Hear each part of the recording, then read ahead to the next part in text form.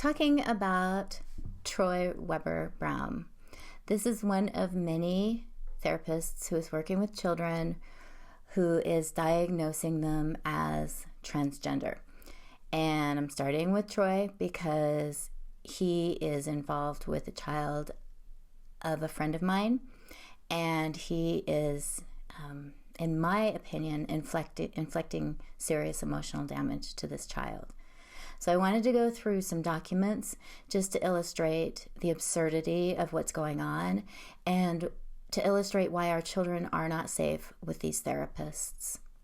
So let me start with this slide. These are from a PowerPoint presentation that Troy Weber Brown gave. And I think that as I go through them, you'll understand how really insidious this whole message is, because it starts out with the idea that the therapist is going to save these kids, these dysfunctional kids, by reparenting them. And then they redefine what abuse is so that these children are considered abused. And anybody who doesn't do what the therapist says they should do or do what the child says that they should do is considered abusive. And this is incredibly scary because this has the ability to undermine the authority of parents and really damage these kids. So let's look at that slide.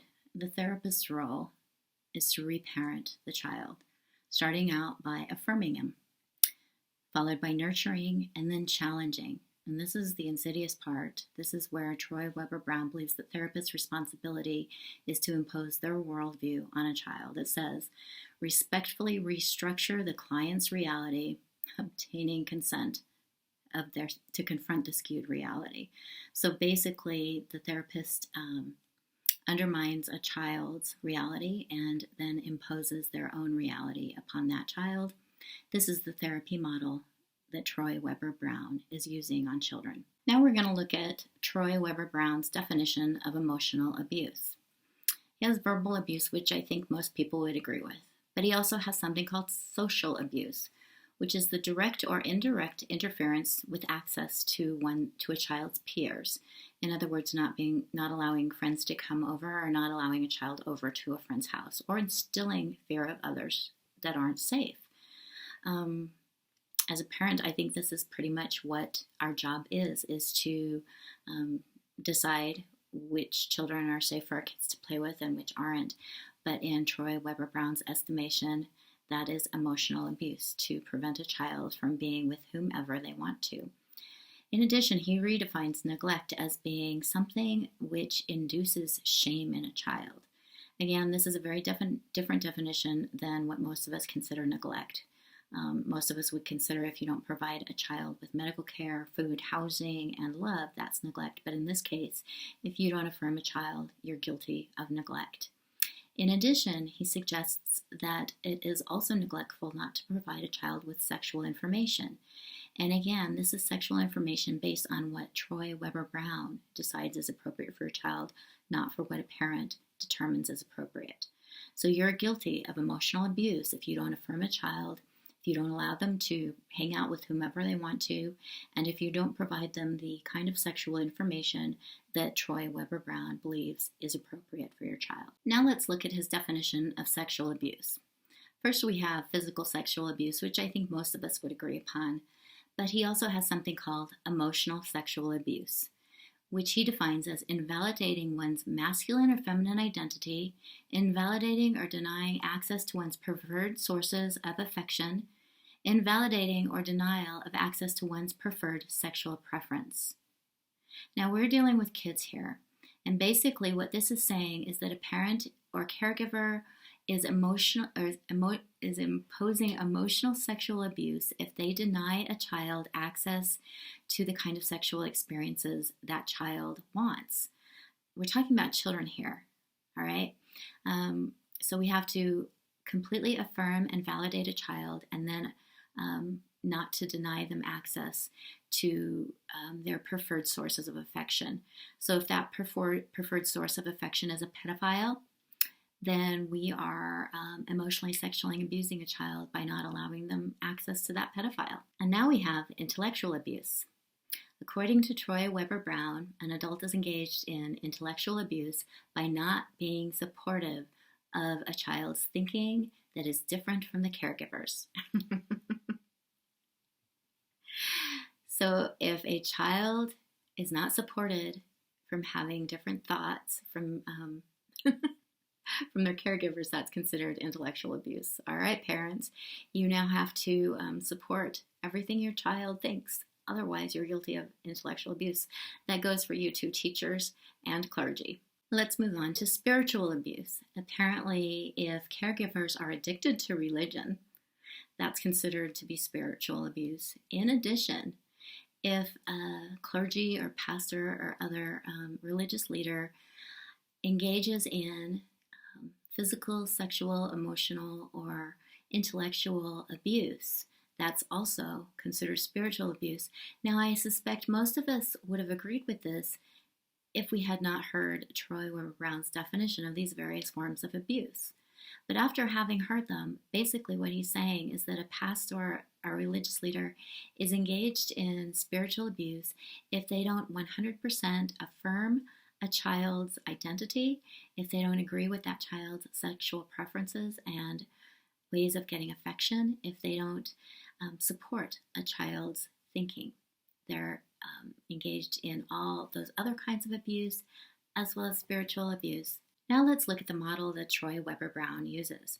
He suggests that first they educate a child. So when a child comes in, identify and define various categories of abuse.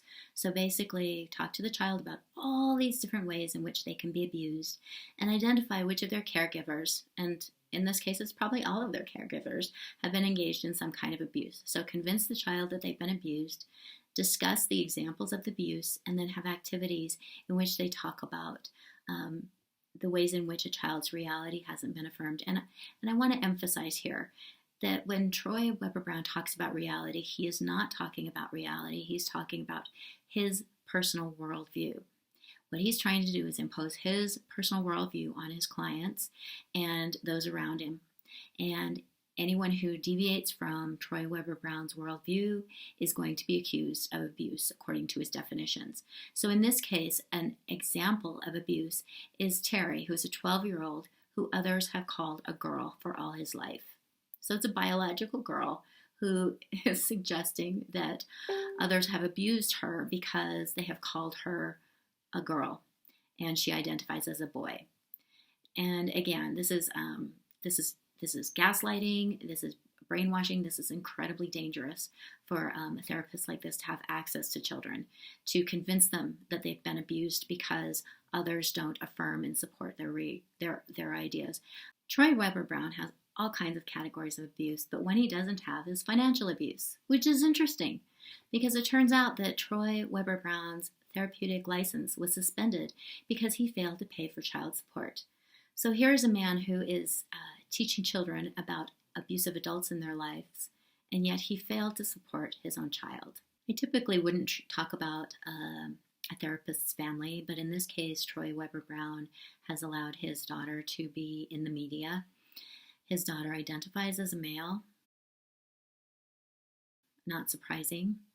It is ironic that Troy Weber Brown is willing to affirm his daughter as a male, but apparently wasn't willing to pay child support to support her financially. So how do I know about Troy Weber Brown? It's because a friend of mine has a son who's been a client of Troy Weber Brown's for a number of years.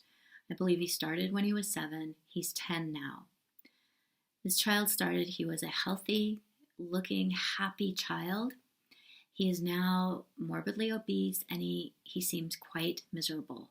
And it's not surprising considering that he's been exposed to these ideas of Troy Weber Brown for the past 3 years.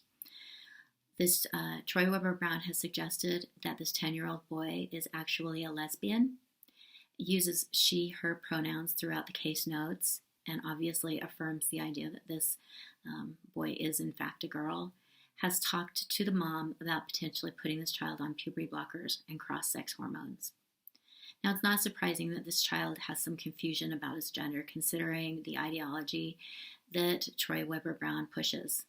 Brenton found a video that Miles posted on YouTube in which Miles was singing a song, and I just want to read to you a few of the lines of this song that this child was singing. It says, 2 more dick pics. It's been the best day ever, the best day ever.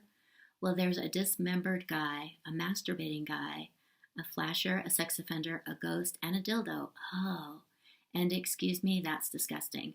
Shut up, bitch. Don't ruin my day. You say bitch. I said don't ruin mommy's day, bitch.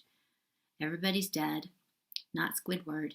He just showed me a dick pic of his chopped off dick. So this is a child who is singing this, posted it to YouTube after being a patient of Troy Weber Brown for a couple years. It's heartbreaking to me that a father would find a video like this of his son on YouTube, his 10-year-old son, and have to fight for his child not to be put on puberty blockers and cross-sex hormones, and to try and undo all the damage that has been done during session after session with a man who believes that it's his responsibility as a therapist to alienate these children from the caregivers around them, to tell them that they've been abused, and then to affirm them in their ideas. I'm thankful that Brenton is fighting for Miles, and I hope that we will all stand up and say no more of this, that these are the therapists that are hurting our kids. This is not therapy. This is an ideology. This is damaging kids. It's not helping them.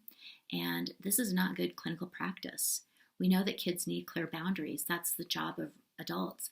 And to tell a child that if an adult is imposing important boundaries, that they're abusive, is undermining every adult authority in that child's life.